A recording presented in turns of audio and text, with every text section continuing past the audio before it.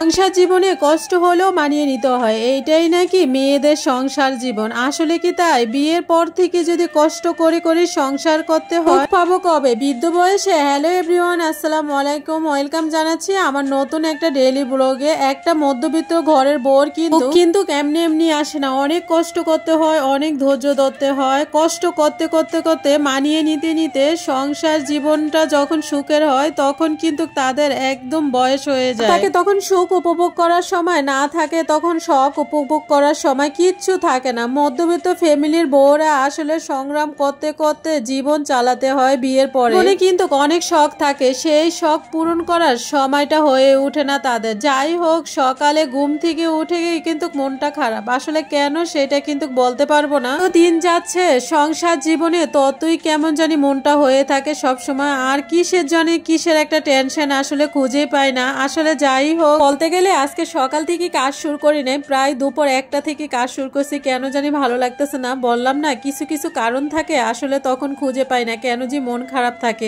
তো সব কিছু সুন্দর করে গুছিয়ে ভাবতাছি কাজ তো করতেই হবে। তারপর রান্না বান্না চলে আসলাম, এদিকে ফ্রাইড রাইসও করে ফেললাম। যতই মন খারাপ থাক না কেন, নিজের কাজ তো নিজেকেই করতে হবে। তো সেই জন্য কি করি, সকাল থেকে কাজ শুরু করি। তো যে কাজগুলো কিন্তু সকাল থেকে যদি সুন্দর করে গুছিয়ে করা যায় তাহলে কিন্তু অনেক কাজ করা যায়।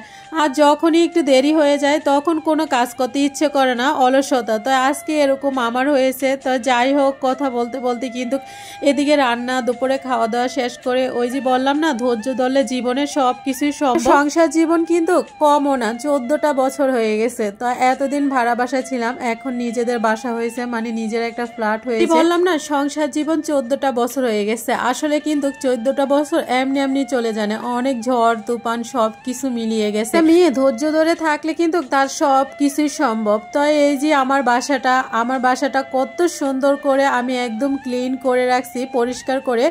তো এদিকে কিন্তু আরাফাত, এই যে ভেলকুনিটা কিন্তু আসলে আমার বাসায় কিন্তু 3টা বেডরুম, এদিকে 2টা ওয়াশরুম আর রান্নাঘরটা এটা আমার শখের। যাই হোক, তো এদিকে কিন্তু ভেলকুনিতে আমি কিছু গাছ এনে রাখবো। আসলে আমার ওই বাসায় অনেকগুলা গাছ আছে, আস্তে আস্তে আমি সবকিছু আনবো, সবগুলা সামান একসাথে আনবো। সংসার জীবনে কিন্তু অনেক ঝড় তুফান সবকিছুই আসবে, ধৈর্য ধরতে হবে। ধৈর্য ধরে যদি আমরা সংসার করে যাই তাহলে আমাদের পক্ষে সবকিছুই সম্ভব।